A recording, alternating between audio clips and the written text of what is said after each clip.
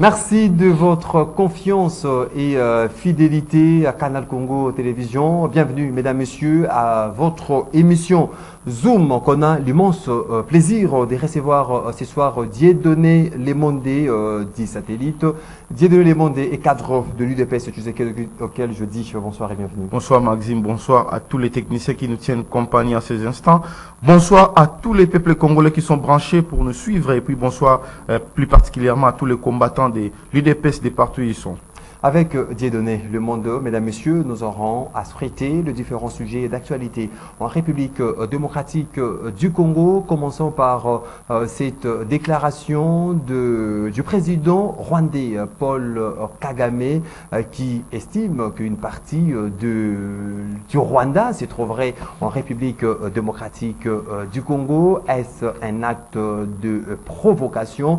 Nous allons parler de ça, mais également de cette réunion des clarifications à l'est de la République démocratique du Congo, ouvert déjà c'est lundi, qui va se clôturer le mercredi avec cette réunion qui mettra sur une même table les différents ministres des Défenses de la communauté de l'Afrique de l'Est pour tabler sur la question du mandat de la force régionale déployée à l'est de la République démocratique du Congo.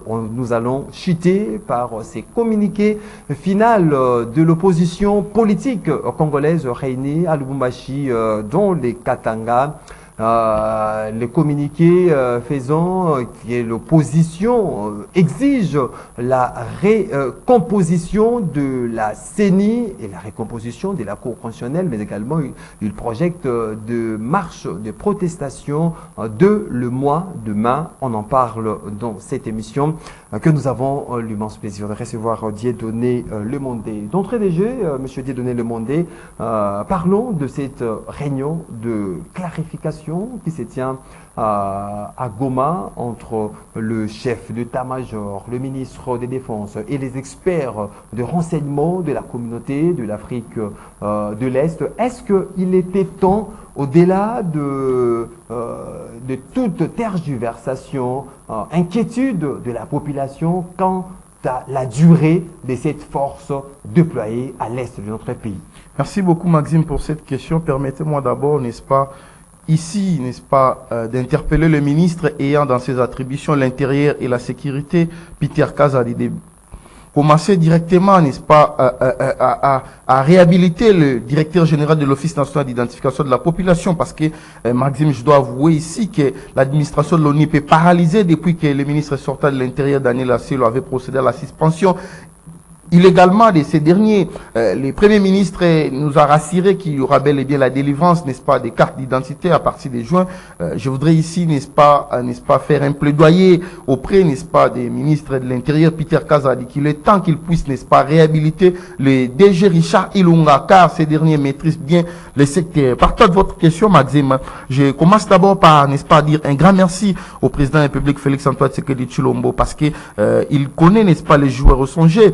Vous allez voir que non, lorsque le président Tshisekedi avait placé Jean-Pierre Bemba Gombo, n'est-ce pas, comme ministre de la Défense, il y a eu certaines langues, n'est-ce pas, la défense nationale et d'anciens combattants, certaines langues se sont déliées, n'est-ce pas, pour, n'est-ce pas, jeter de l'opprobre au sein de ces dignes fils, n'est-ce pas, de la République démocratique du Congo, mais je dois vous le dire qu'il était temps. Pourquoi il était temps? Parce que Jean-Pierre Bemba, c'est quelqu'un qui maîtrise, n'est-ce pas, les questions sécuritaires de la partie orientale de la République démocratique du Congo. Ces plans, n'est-ce pas, a été proposé, n'est-ce pas, dans le Conseil des ministres et cela a été accepté.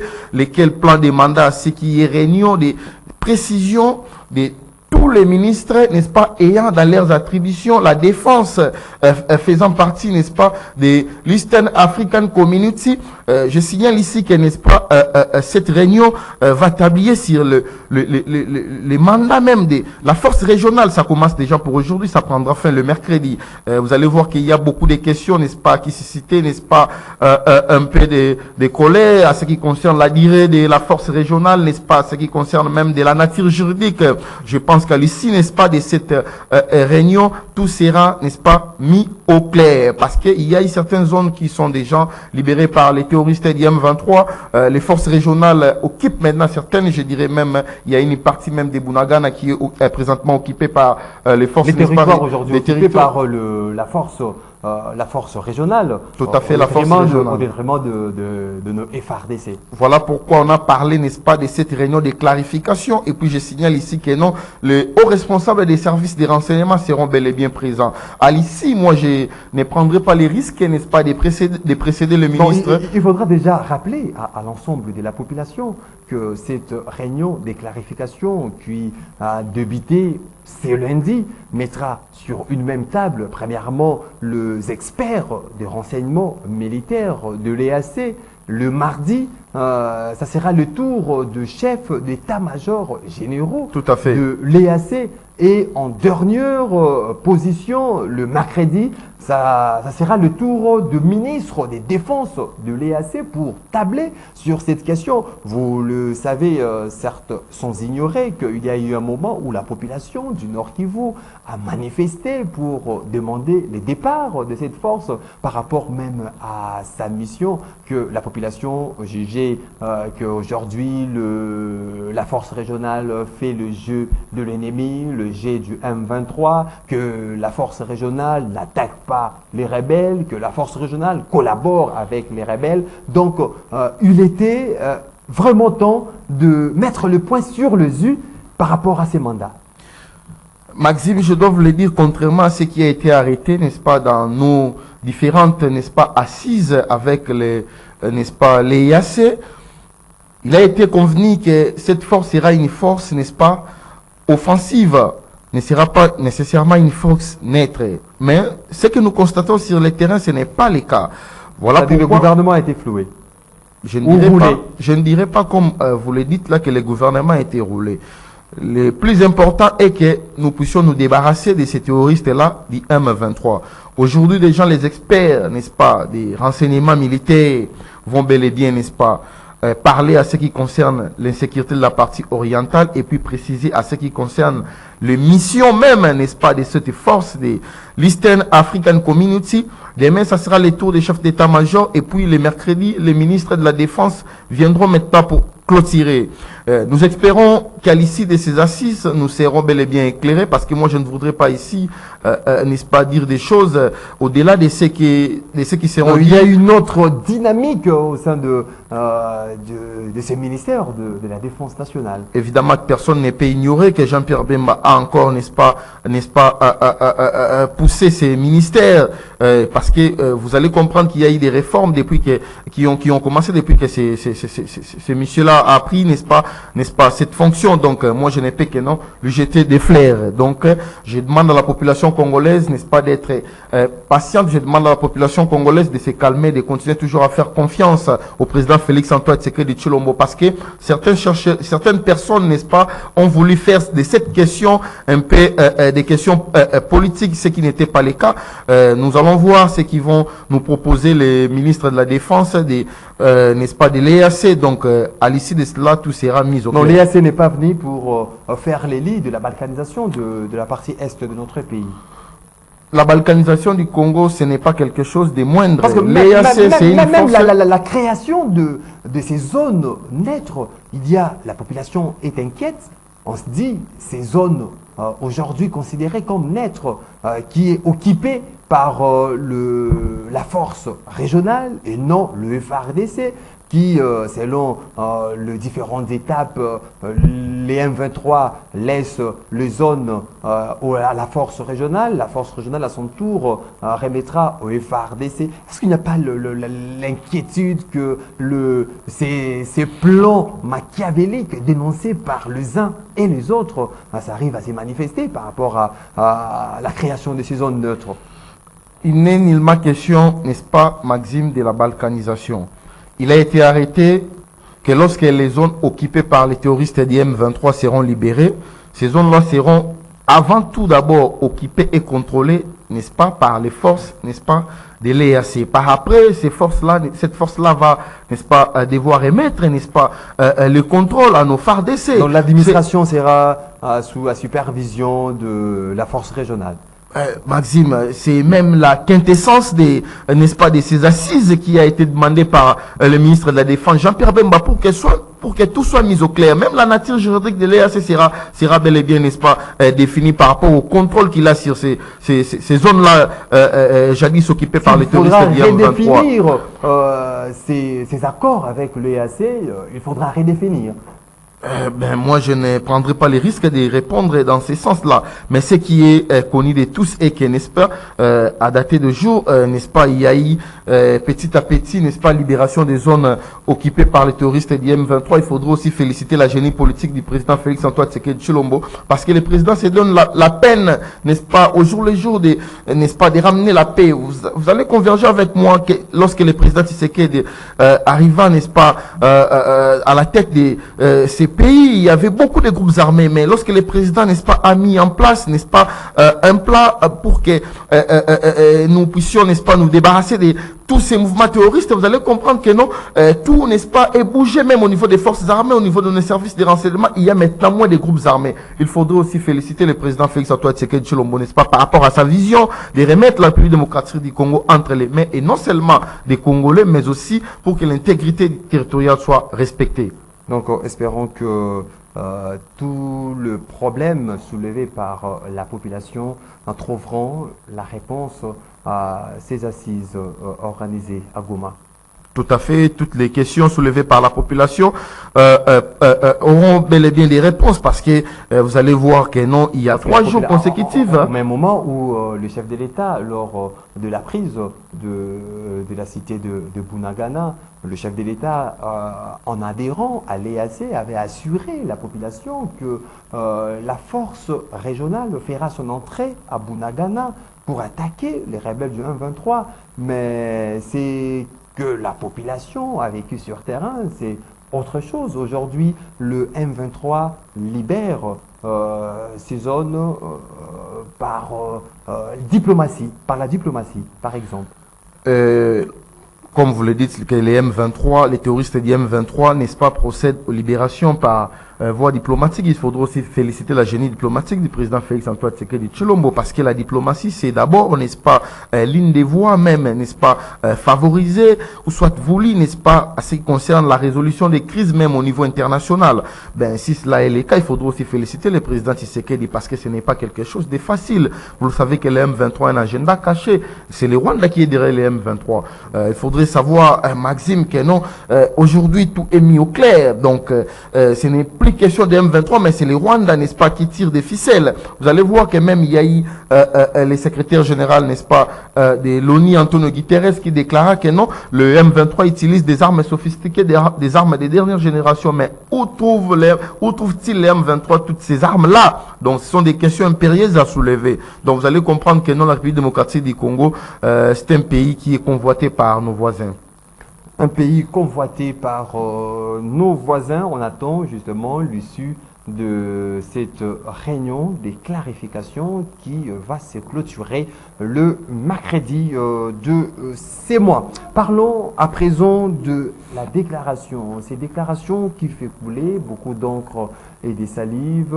Paul Kagame, le président rwandais, déclare que une partie du Rwanda se retrouverait en République démocratique du Congo. Est-ce un acte de provocation de la part du président rwandais lorsque il qualifie que les Congolais ont bénéficié de l'héritage rwandais, les frontières qui ont été construites durant la période coloniale ont affecté et diviser nos peuples. Si aujourd'hui on parle de l'insécurité à l'Est, si aujourd'hui il y a ces conflits persistants à l'Est, selon Paul Kagame, et que parce que une partie du Rwanda se trouverait en République démocratique du Congo.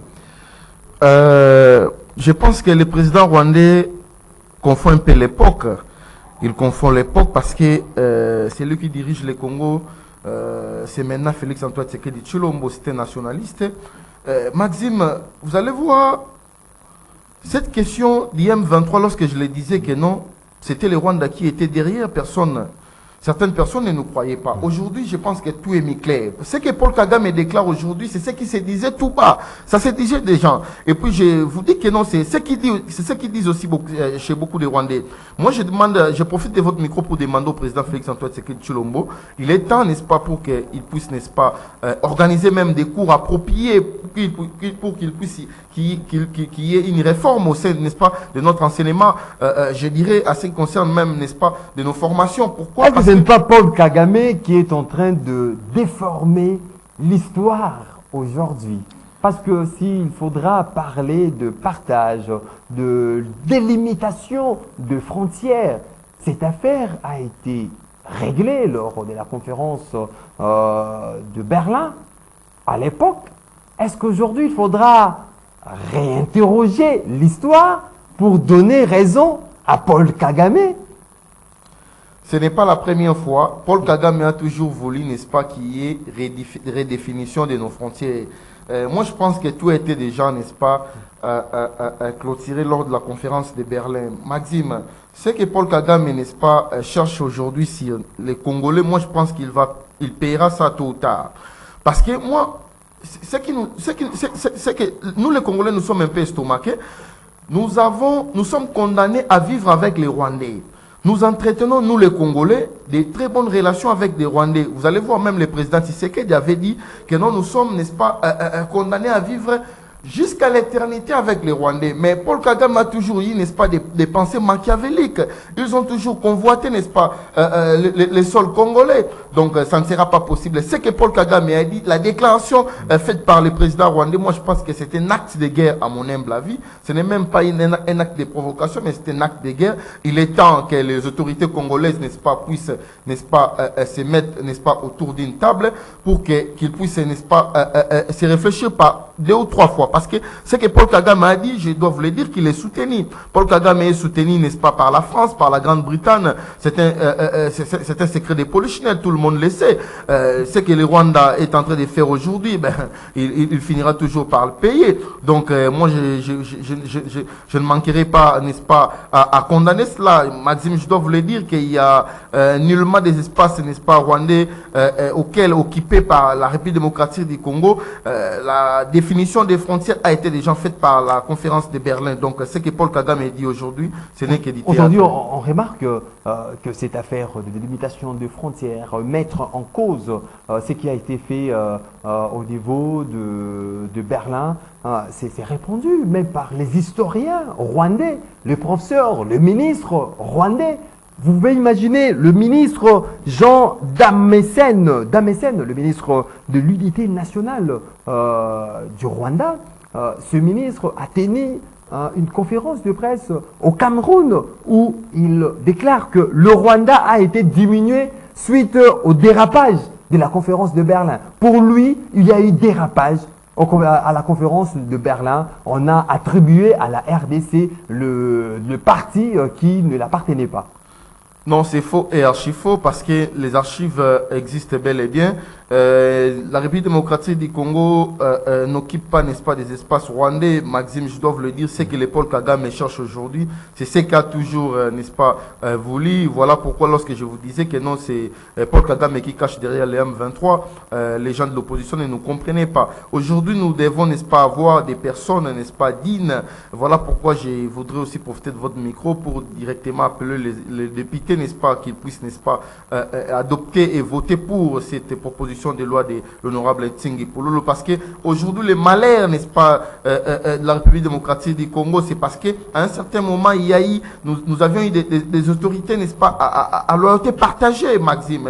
Voilà pourquoi le président Tshisekedi, lorsqu'il a pris, n'est-ce pas, la tête, n'est-ce pas, de cette République, il a commencé par ce qui concerne, il a commencé, n'est-ce pas, par les réformes au sein, n'est-ce pas, des forces armées de la République démocratique du Congo, parce que vous allez voir que non, Paul Kagame cherche à tout prix, n'est-ce pas, la guerre avec la République démocratique du Congo, mais il doit savoir que non, la République démocratique du Congo n'est pas, n'est-ce pas, un État faible. C'est un acte de guerre ou un acte de provocation, comme l'a qualifié le ministre de la Communication et porte-parole du gouvernement, Patrick Mouyaya. Et puis, que doit faire le gouvernement congolais pour enlever l'ignorance qui réside dans les têtes de Rwandais par rapport à un prétendu ou une prétendue partie des terres qui se trouveraient en République démocratique du Congo.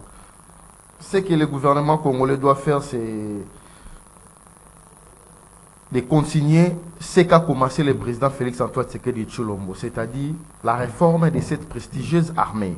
Parce que une fois nous avons une armée forte, le Rwanda ne s'hasardera jamais à pouvoir nous provoquer. Ce que le président rwandais a dit, moi je ne dirais pas comme le ministre, n'est-ce pas, Mouyaya a dit, moi j'ai dit même plus loin que c'est un acte de guerre.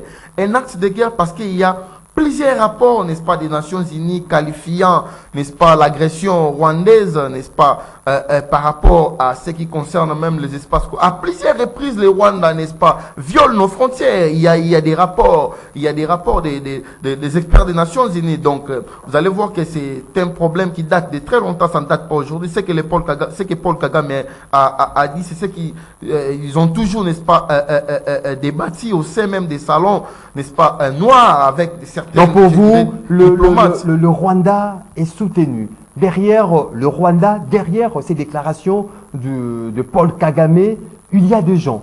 Le Rwanda est soutenu, le président Macron était ici, n'est-ce pas? Et le président Macron était ici, il n'a nullement qualifié, n'est-ce pas, l'agression rwandaise. Le Rwanda est soutenu par la France, tout le monde le sait, par les États-Unis, la Grande-Bretagne.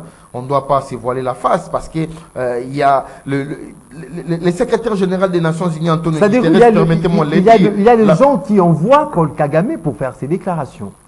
Paul Kagame est soutenu. Paul Kagame est soutenu par les Occidentaux, par des organisations internationales.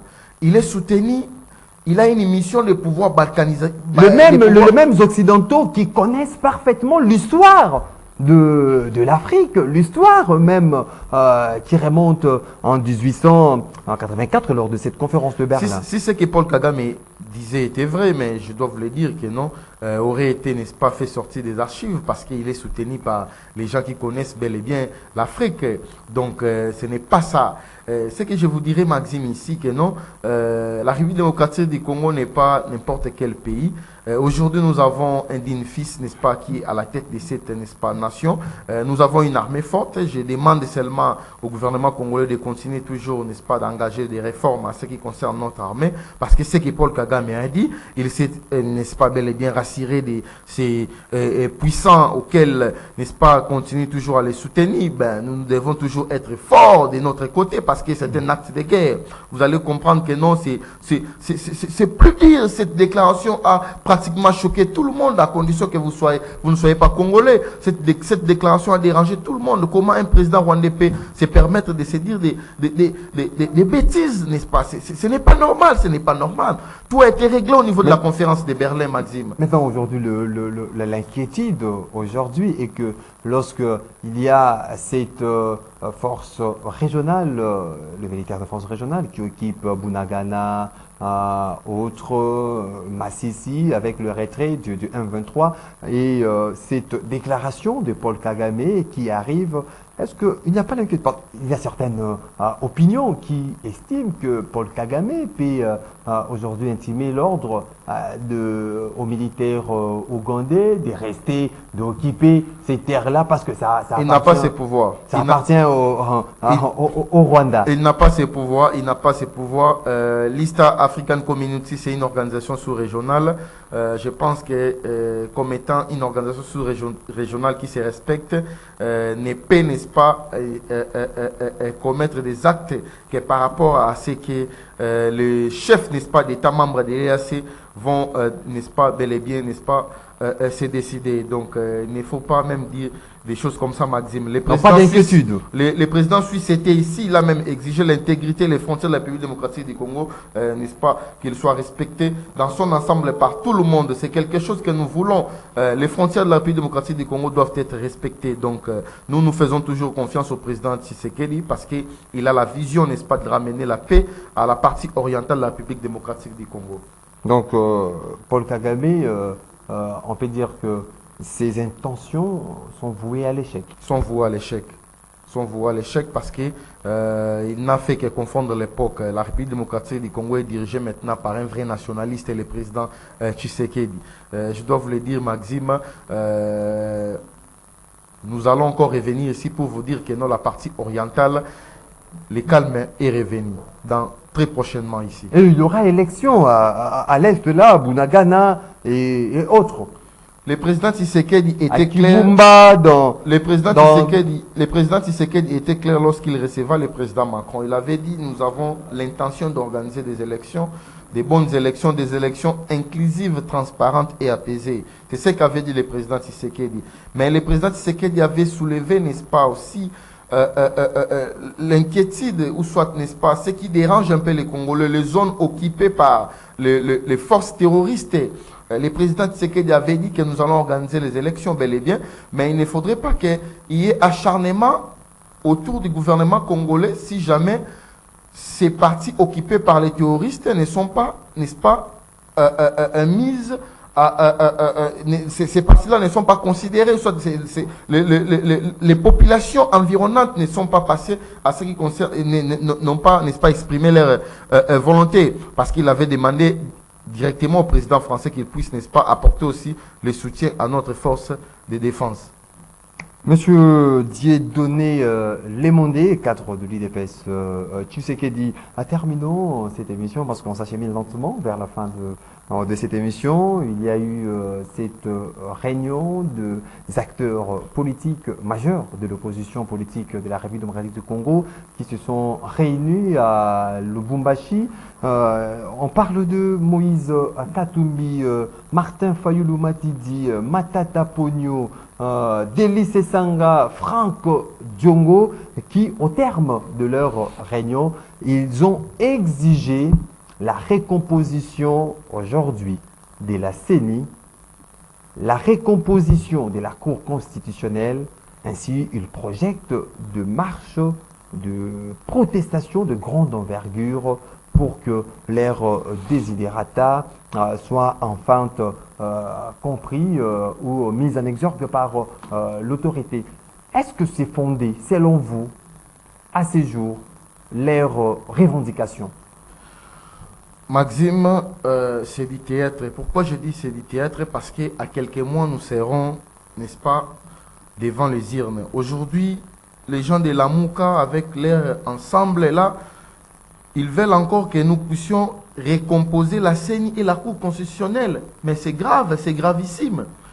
Lorsque vous voyez un leader politique, une autorité politique, demande la recomposition de la CENI à quelques mois des élections, la recomposition de la Cour constitutionnelle, chassant même la procédure pour que, n'est-ce pas, la Cour, n'est-ce pas, soit court. Mais je dois vous le dire, Maxime, il y a un no-dit. Le no-dit, c'est quoi? Le no-dit, c'est le glissement. Donc l'opposition congolaise veut que nous puissions glisser. C'est nullement dans nos intentions.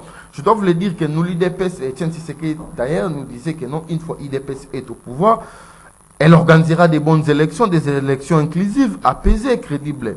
Aujourd'hui, nous nous sommes bités à cette difficulté constitutionnelle de pouvoir organiser des bonnes élections, donner à la République démocratique du Congo des bonnes élections pour que le peuple puisse choisir ses dirigeants. Mais l'opposition congolaise vient encore avec ses idées machiavéliques pour que nous puissions glisser. Mais l'opposition nous amène au glissement. Nous ne voulons pas glisser. J'estime que pour passer à la réforme de la CENI, mais la réforme, ça ne peut pas prendre même 3 mois ou 2 mois. Bon, lorsque la CENI sera réformée, si ça ne prend même 2 mois, mais cette équipe nouvellement mise au niveau de la CENI viendra encore avec leur politique.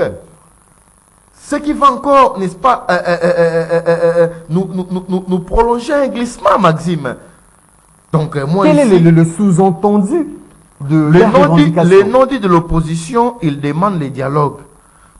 Nous ne sommes pas prêts pour le dialogue. Nous sommes prêts pour les élections. Parce que le président... Non, ils nous font... Écoutez, est-ce que Matata Ponyo a un poids politique dans ces pays? Quelle opposition vous me parlez? De Matata Ponyo, de Delis Sanga. Et les autres? Les autres qui Fayoul? Non, écoutez Maxime, là c'est du théâtre. Vous avez écouté ce que Mouzito a dit à Fayulu.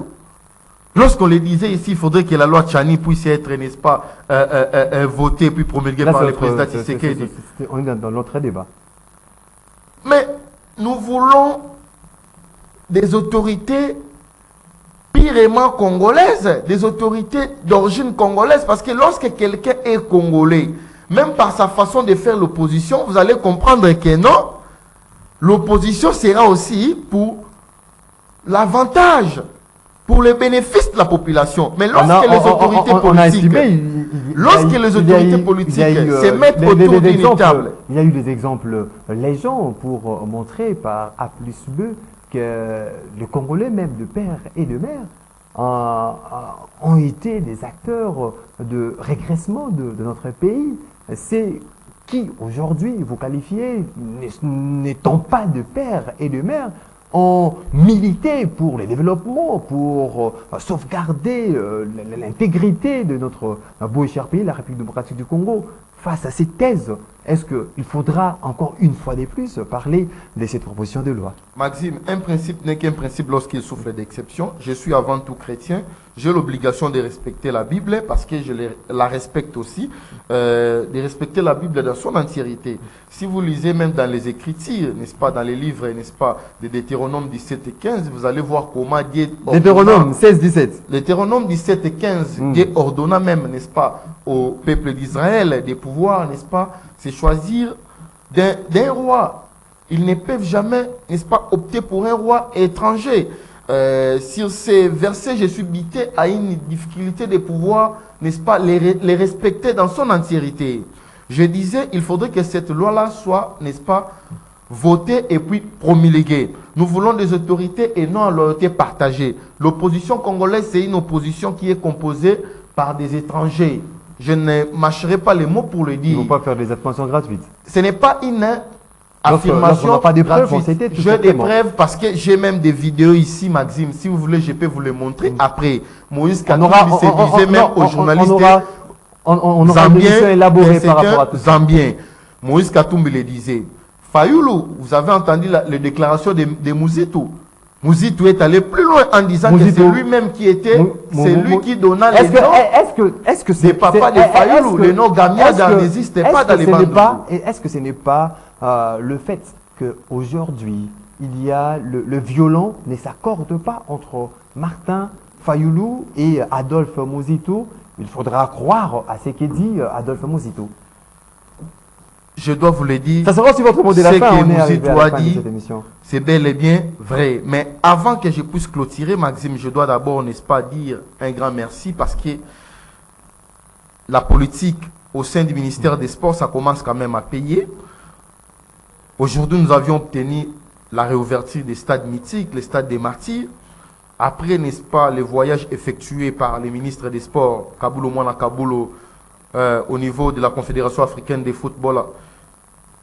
Mais je dois vous le dire, Maxime, lorsque j'étais passé ici, autrefois, je vous avais dit que c'était une affaire de corruption. Une affaire de corruption parce que les inspecteurs auraient passé au niveau de Lubumbashi avant leur inspection. Les inspecteurs ont effectué leur déplacement à Lubumbashi. Ils étaient à Lubumbashi avant qu'ils soient à Kinshasa, mais une question mérite d'être posée. Le stade des martyrs est bel et bien réouvert. Mais quel travail d'envergure s'est-il passé au sein de ces stades? Tenir les installations sanitaires. Non, aucun travail. Pour vous dire que les stades étaient bel et bien valables. C'était une question politique que M. Moïse Katumbi. Il ne faut pas faire des attentes. Merci beaucoup. Mesdames et messieurs, fidèles téléspectateurs de Canal Congo Télévision, c'est par ici que nous mettons un terme à votre émission Zoom, qu'on a eu l'immense plaisir de recevoir ce soir messieurs Dieudonné Lemonde dit satellite. Il est cadre de l'UDPS Tshisekedi. Merci pour le temps disposé. C'est moi qui vous remercie. Vous étiez nombreux de partout à travers le monde à suivre cette émission qui était consacrée exclusivement à cette réunion de clarification sur le mandat de la force régionale qui se tient à Goma. Le communiqué final de l'opposition politique congolaise qui exige la récomposition de la CENI et de la Cour constitutionnelle, mais également de cette déclaration de Paul Kagame qui fait couler beaucoup d'encre et salive sur une prétendue partie du Rwanda qui se trouverait en République démocratique du Congo. Vous avez bénéficié de réflexions pointues de notre invité Dieudonné Lemondé. L'émission a été réalisée par Moro Njambe. Fiston Atung était du côté de la régie, Alain Kabongo, web, Karine Ebebe derrière les caméras. Je vous retrouve très prochainement pour un autre numéro pour Parler Congo. Ça sera avec le même plaisir, avec d'autres invités. D'ici là, portez-vous bien et bonne évasion sur Canal Congo, à télévision. Au revoir.